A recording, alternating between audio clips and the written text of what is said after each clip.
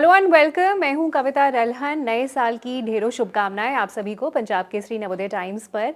और match fixing, ये जो टर्म हम सुनते हैं तो हमें लगता है क्रिकेट फील्ड की बात हो रही है, स्पोर्ट्समैन की बात हो रही है, किस तरह से बेईमानी करते हैं स्पोर्ट्समैन अपने देश के साथ। लेकिन मैच फिक्सिंग सिर्फ स्पोर्ट्स अरीना में ही नहीं होती है, बल्कि होती है पॉलिटिक्स में, पॉलिटिकल सेटअप में किस तरह की मैच फिक्सिंग होती है। ये समझाने फिल्म मैच फिक्सिंग रिलीज होने जा रही है जनवरी 10 को सिनेमा हॉल्स में। सो आइए इस टीम का वेलकम करते हैं और इस फिल्म के बारे में और ज़्यादा जानकारी लेते हैं। बहुत बहुत स्वागत है आप सभी का। विनीत कुमार सिंह इस फिल्म की एक्टर, इस फिल्म के डायरेक्टर केदार गायकवाड़, इस फिल्म की लीड एक्ट्रेस अनुजा और इस फिल्म के राइटर अनुज मेहता।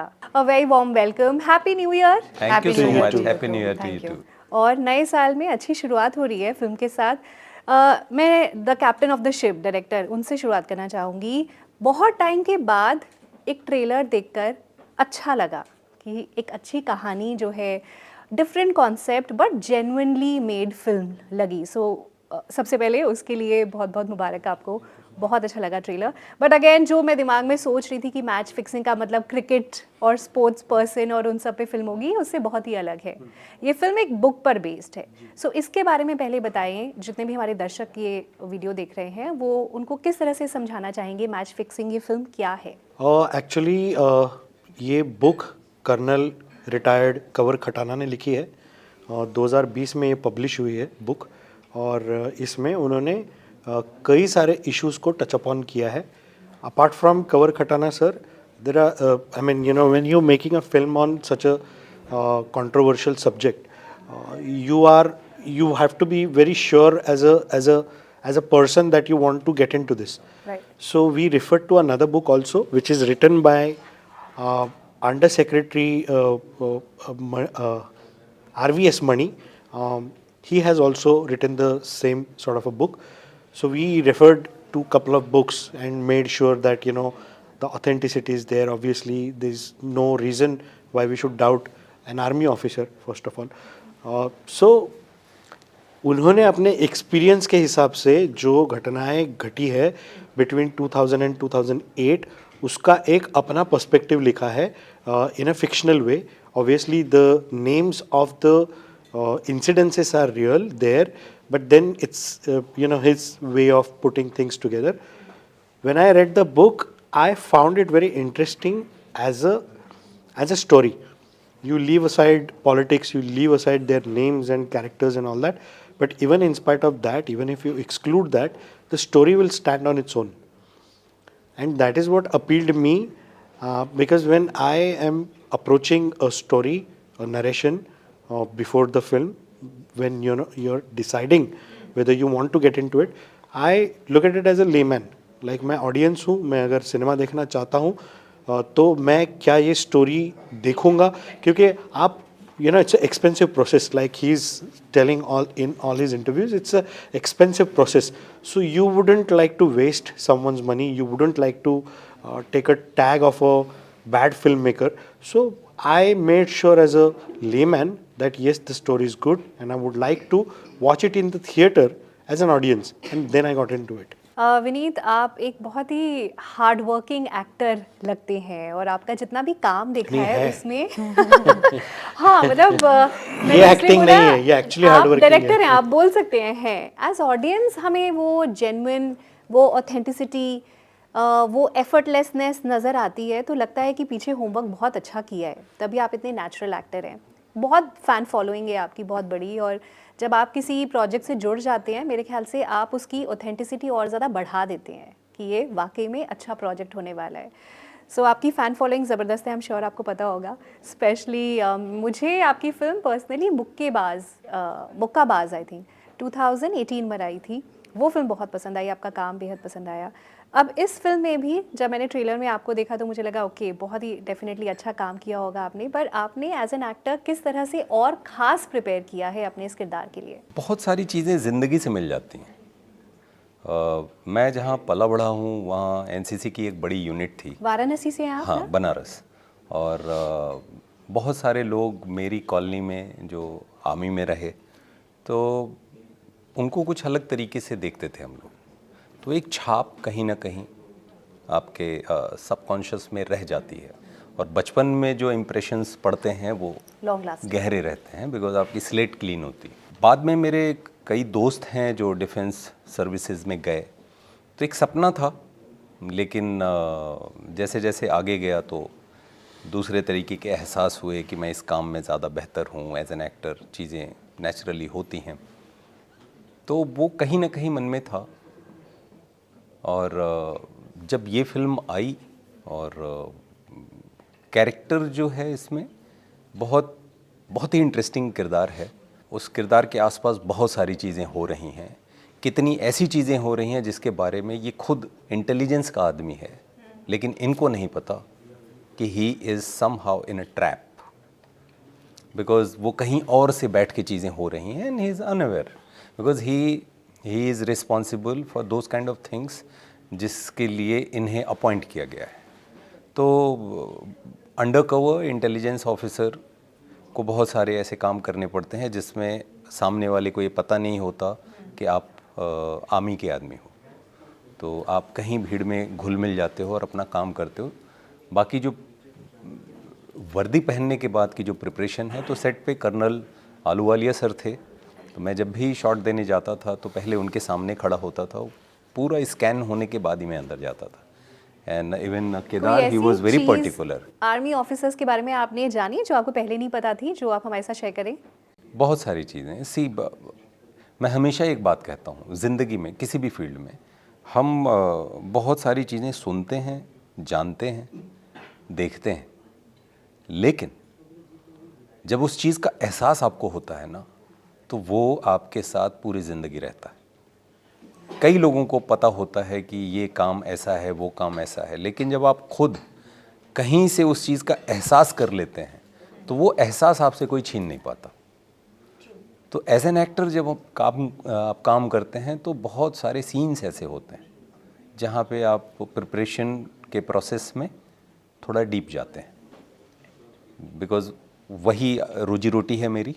तो मैं जब उस पे काम करता हूँ तो कई सीन्स में कुछ चीज़ें जो मैंने सुनी थी उसका एहसास होता है और वो बहुत गहरा होता है।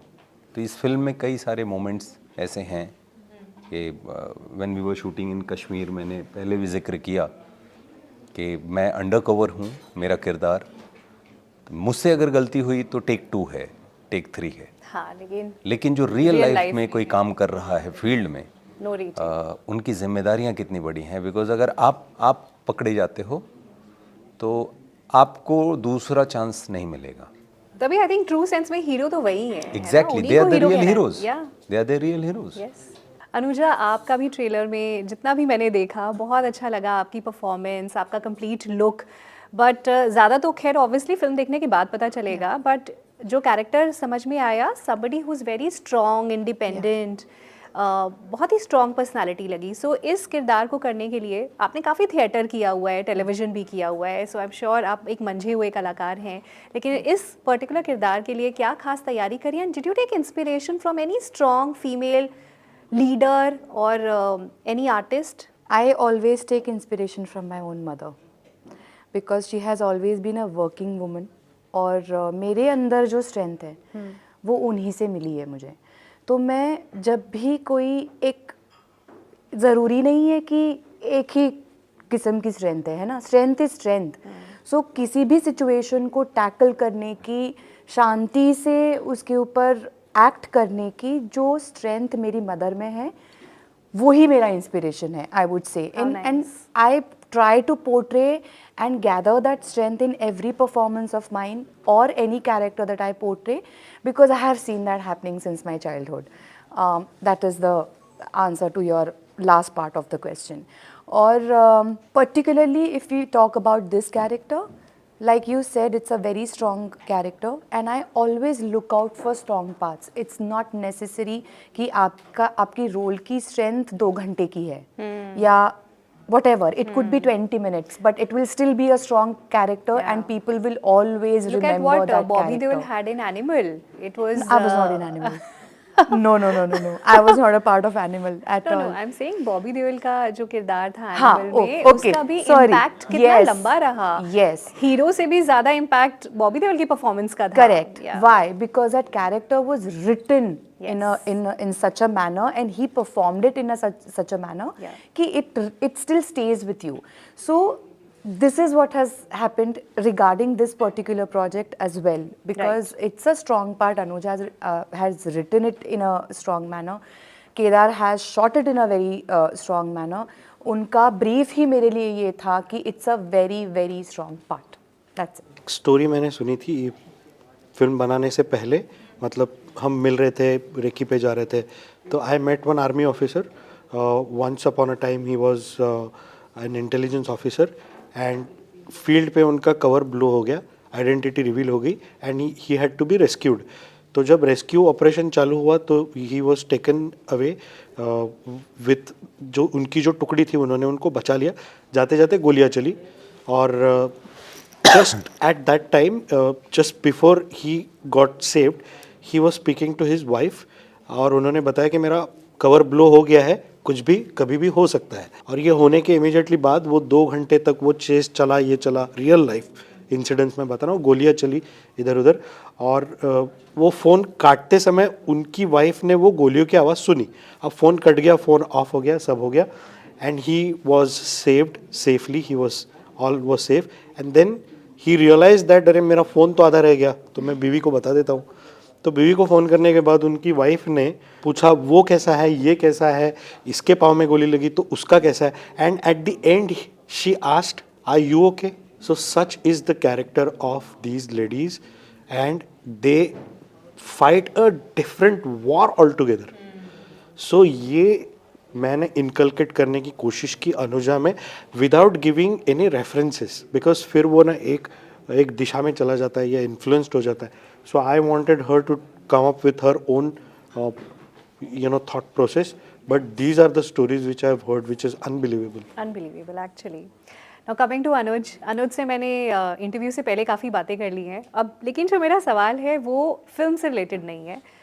काफ़ी बार आपने इस बात का भी जवाब दिया कि एक बुक को बड़े पर्दे पर उतारना, वो लिखना काफ़ी मुश्किल होता है. लेकिन अभी रिसेंट टाइम्स में जो फिल्म्स देखी है ना अनुज, मैंने जो हिंदी सिनेमा की फिल्म्स आई हैं, मल्टी स्टारर भी आई हैं दिवाली के आसपास, और मुझे वर्ड नहीं मिल रहा मैं उन फिल्म्स के लिए क्या बोलूँ. तो मुझे ऐसा लगता है जब बड़े बड़े एक्टर्स ऐसी फिल्म कर रहे होते हैं जिसमें कहानी नहीं है, ढंग से लिखी नहीं हुई है, एज राइटर आप कितनी बड़ी रिस्पॉन्सिबिलिटी फील करते हैं. अच्छा लिखना, कितना क्रेडिबिलिटी लेते हैं आप एज अ राइटर इस प्रोफेशन के लिए, बिकॉज मुझे ऐसा लगता है काफ़ी फिल्म्स ऐसी आती हैं जिनमें राइटिंग पे ध्यान नहीं दिया जाता. राइटिंग एक ऐसी चीज़ है जो हर फिल्म अगर अच्छी तरह लिखी जाए, that is the foundation of the entire film, मुझे लगता है. I will not talk about other films because I am not in a position to do this, but after writing is a collaborative effort which comes throughout, और हर एक चीज़ को एक enhancement. जैसे जब राइटिंग कर रहा था तो बुक 350 पेज की थी, अगर मैं लिखूं तो शायद 2 सीरीज़ बन जाए, इतनी थी. तो क्या रखना है, क्या नहीं रखना है, बंद दरवाज़ों के पीछे क्या डायलॉग चल रहे थे, उनको कितना शॉर्ट करना है, कितना रेलेवेंस देना है, वो केदार और मैंने बैठ के बहुत डिसाइड किया, because that was an important thing. आप अगर फिल्म देखेंगे, विनीत सर का जो ग्राफ है, जहाँ वो अंडरकवर है, ऑफिसर है, फैमिली मैन है, ही इज़ बीइंग, मेरे लिए लिखना बहुत आसान है कि 3rd डिग्री टॉर्चर हो रहा है उन पे, but the performance, that was I think the 2nd day of the shoot sir, जब आपका वो टॉर्चर सीन चल रहा था, जो सर ने परफॉर्मेंस दी है, it was outstanding. I mean, so it's such a collaborative effort, and you know everybody comes in, and when the writing is correct, which I feel, obviously her writer को लगता है मैंने सोना लिखा है, लेकिन अगर राइटिंग करेक्ट है और सब इकट्ठा जुड़ते हैं तो जो बहाव होता है वो करेक्ट डायरेक्शन में होता है. Also, I don't leave the logic behind, just to explain you कि कुछ क्यों पसंद नहीं आता है हमें. तो मुझे ऐसा लगता है कि थोड़ा सा लॉजिक हम भूल जाते हैं, या राइटर को लगा, डायरेक्टर को लगा, तो ये कैटेगरी में मैं सोचता नहीं हूँ. हमने 1 जनवरी 2024 को फिल्म फ्लोर पे गए थे, एंड बिलीव मी 23 दिसंबर तक हम लोग लॉजिक और स्क्रिप्ट के ऊपर ही काम चल रहा था, क्योंकि इनके भी फीडबैक्स आ रहे हैं, केदार मुझे ये लग रहा है, और 2-3 एक्टर्स के फ़ोन्स आ रहे थे, तो we just did not want to leave any logic for anyone's imagination कि इसके पीछे क्या लॉजिक है, ये क्लैरिटी होनी चाहिए। विनीत, आप अनुराग कश्यप को काफ़ी मानते हैं, अपने करियर में उन्होंने काफ़ी इंपॉर्टेंट रोल प्ले किया है। आपने 2002 से भी आप फिल्म्स कर रहे हैं, सो किस तरह का काम आपको ऑफर हुआ है, किस तरह का काम बन रहा है, क्या करंट स्टेट ऑफ अफेयर्स है, एंड व्हाट डिड अनुराग से, उस पर कुछ ऐड करना चाहेंगे? एक सवाल में बहुत सारे सवाल आ गए हैं। ये अभी जो रिसेंट इंटरव्यू उनका है वो मैं देखा नहीं हूँ, बिकॉज मैं शूट कर रहा था कर्नाटक में, और मैं जहाँ शूट कर रहा था वहाँ 0 नेटवर्क था, बिकॉज जंगल में थे हम लोग, डीप। पर इंस्टाग्राम पे देखा होगा आपने? कुछ नहीं post? देखा है, नहीं देखा? कुछ भी नहीं देखा है। मुझसे कई लोग पूछ चुके हैं, बट मैंने अभी तक ये कब आया, किसके साथ है, क्या हुआ। चलिए, अगर उनको साइड में हाँ, रखिए, मुझे जो वो आइडिया नहीं करंट है। अभी जो सिनेमा आ रहा है, जिस तरह का कंटेंट बन रहा है, बिकॉज आप बहुत चूज करते हैं अपना काम, अच्छा काम करते हैं, लेकिन आजकल तो हर तरह का काम हो रहा है। ऐसी समाज में सबके लिए जगह होनी चाहिए। ज़रूरी नहीं है कि मुझे ये रंग पसंद है, मुझे ये भाषा पसंद है तो सब यही रंग और यही भाषा जो है अपने जीवन में अपनाएं। सबका स्वागत है और हर तरीके की फिल्में बननी चाहिए, लेकिन सबके लिए जगह होनी चाहिए। You are happy with your journey, जो आपकी ट्रेजेक्टरी रही है करियर की? मैं बहुत कुछ करना अभी चाहता हूँ। मुझे लगता है अभी जस्ट शुरू ही हुआ है, बिकॉज बहुत सारे किरदार हैं जो मैं करना चाहता हूँ, बहुत सारे डायरेक्टर्स हैं जिनके साथ लंबे समय से आई एम वेटिंग कि उनके साथ काम करने का मौका मिले, and I am just trying. मैं अभी भी मैसेजेस करता हूँ, उनका काम देखता हूँ तो, या उनके साथ काम करना चाहता हूँ, उसके लिए अभी आपकी विश लिस्ट में कौन से डायरेक्टर हैं? लंबी लिस्ट है, बहुत लंबी लिस्ट है, बिकॉज एक आध नाम हर बताइए। डायरेक्टर ना उनकी अपनी कुछ खूबियाँ होती हैं, है ना। एंड एज एन एक्टर जब मैं ऐसे डायरेक्टर्स के साथ काम करता हूँ तो मैं खुद को एज एन एक्टर कुछ ऐसे चैप्टर मेरे अंदर अनफोल्ड होते हैं जिसकी जानकारी मुझे नहीं है, तो I am just waiting for those kind of opportunities कि मैं उन डायरेक्टर्स के साथ काम कर सकूं। अगर आप किसी का नाम लेना चाहें, किसी डायरेक्टर का काम आपको बहुत पसंद लोग आया हो? हैं, बहुत लोग हैं, जैसे? कई लोग हैं। जैसे? एक का नाम क्या लूं, कई बार नाम ले लिया कईयों का। मैंने अभी नहीं सुना।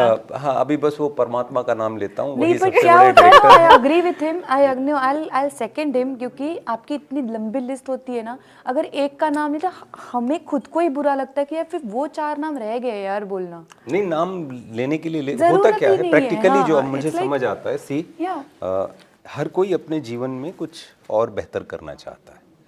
हर आने वाले साल के साथ, अभी साल की शुरुआत हुई तो इसलिए साल, हर नए साल में कुछ बेहतर करना चाहता है। कई बार क्या होता है कि शायद मैं कहीं छोटा पड़ जाता हूँ, बिकॉज़ आजकल बॉक्स ऑफिस की बहुत बात होती है। तो जैसे ही अगर मेरे करियर में कोई ऐसी फिल्म आ जाएगी जो अगर बड़ा नंबर कर दे, तो अचानक से सबको मेरे अंदर टैलेंट दिखने लग जाएगा। हमें टैलेंट शुरू से नजर आ ये रहा है। टैलेंट अभी मेरे पास उतना स्ट्रांग वाला नहीं है, वो अभी शैशवा काल में है। विनीत, किस्मत कितना बड़ा रोल प्ले करती है इस बहुत इंडस्ट्री बड़ा, में? बहुत बड़ा। अगर हार्डवर्क और किस्मत को डिवाइड करना हो तो कितना कितना है? एग्जैक्टली मैं ये नहीं कह पाऊंगा, ये आप वही कुछ जाने। भी नहीं कह रहे हैं। हाँ, ये वही जाने, बिकॉज सी किस्मत बहुत बहुत बहुत ज़्यादा बड़ा रोल। हार्डवर्क से ज्यादा? हार्डवर्क तो करना ही पड़ेगा, ऐसा नहीं हो सकता कि आप खाना भी खाना चाहते हो और दांत का भी इस्तेमाल नहीं करेंगे। नहीं, देखिए ना, अभी फिल्म तो हमने हार्डवर्क करके बना ली, अभी चलना नहीं चलना तो किस्मत के हाथ में। आई थिंक बिल्कुल डायरेक्टर साहब ने बिल्कुल आई थिंक राइट स्टेटमेंट। या आपकी किस्मत अच्छी है तभी हार्डवर्क Minus- तो करना ही पड़ता है। -13 डिग्रीज में एक्शन कर लिया, -13 डिग्रीज में जब यूनिट शूट कर रही है और इनका शॉट जब रेडी हो रहा है, एनीवन नेचुरल इंस्टिंक्ट है कि -13 डिग्रीज में मेरा शॉट नहीं है तो मैं वैनिटी वैन में जाके थोड़ा गर्म होके आता हूँ, और वो हीटर वीटर लगे थे तो नहीं, ये भाई साहब वो बच्चों के साथ, कश्मीर के वो पहलगाम के बच्चों के साथ खेल रहे क्या बात है, बर्फ में, तो हार्डवर्क तो कर लिया, कर लिया। अब बाकी किस्मत किस्मत डायरेक्टर्स के साथ खेलना चाहता हूँ ऐसे -13 में, let's see when fingers are आज मैं क्रॉस्ड। कह रही हूँ इस सेट पर यूनिवर्स में मैनिफेस्ट कर दो वो नाम जिनके साथ आप काम करना चाहते हो, और वो हो जाएगा। देखो, साइलेंट मैनिफेस्टेशन करता हूँ। चलो, फिर भी मैं चाहती हूँ हो जाए आपका काम। चलिए, wish you all the very best. Thank you. And I am sure जितना मजा ट्रेलर देखकर आया है, फिल्म देखकर उतना भी और मजा ज्यादा आने आएगा। वाला है, और ज्यादा आने वाला है। I promise thank you you. So much. Thank you. Thank you.